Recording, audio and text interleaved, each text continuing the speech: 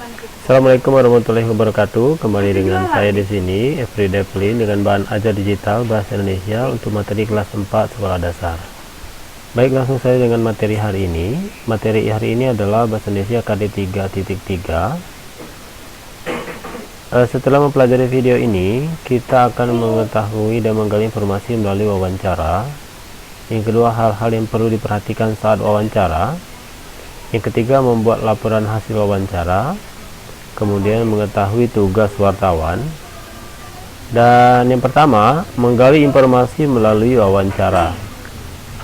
Ada berbagai hal yang dapat dilakukan untuk menggali informasi mengenai suatu hal, antara lain yang pertama, membuka internet, membaca buku, mencari informasi di buku, melakukan wawancara. Nah, pernahkah kamu melakukan wawancara?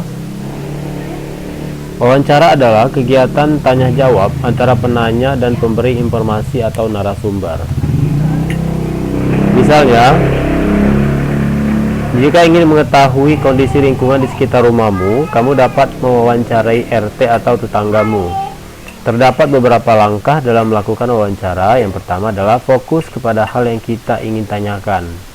Membuat daftar pertanyaan, menentukan narasumber, melakukan wawancara, mencatat hal-hal penting seputar jawaban, membuat kesimpulan hasil wawancara. Hal-hal yang perlu diperhatikan saat wawancara adalah saat melakukan wawancara dengan seorang narasumber, kita juga perlu memperhatikan sikap, misalnya menggunakan bahasa baku, santun, dan menggunakan pertanyaan singkat dan mudah dipahami.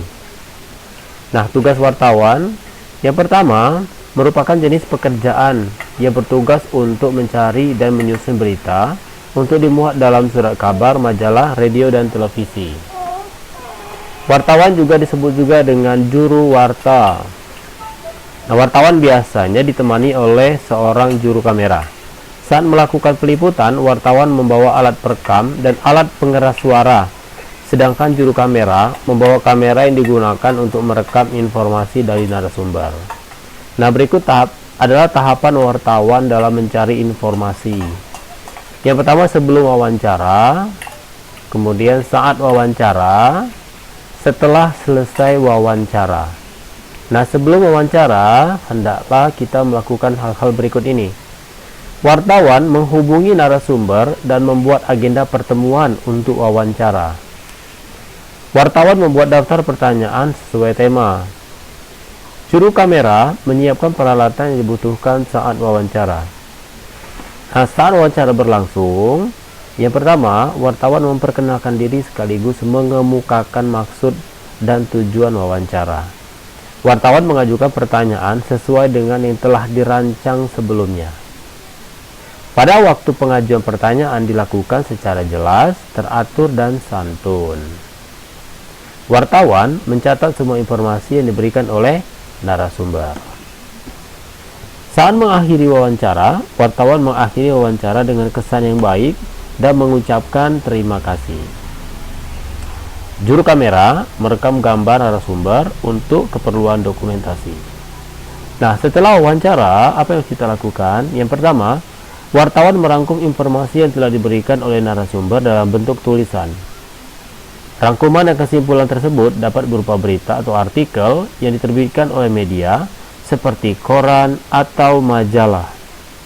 Saat membawa berita, wartawan harus menulis sesuai dengan informasi yang diberikan oleh narasumber dan menggunakan kalimat yang jelas dan mudah dipahami.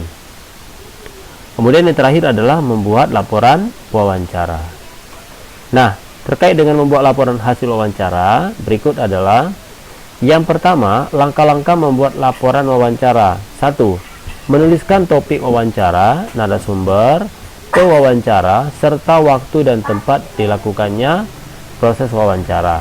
Yang kedua, menulis daftar pertanyaan yang diajukan beserta jawabannya. Yang ketiga, saat menuliskan jawaban, kita dilarang untuk mengubah isi jawaban dari narasumber, baik itu mengurangi maupun menambahkan, ya.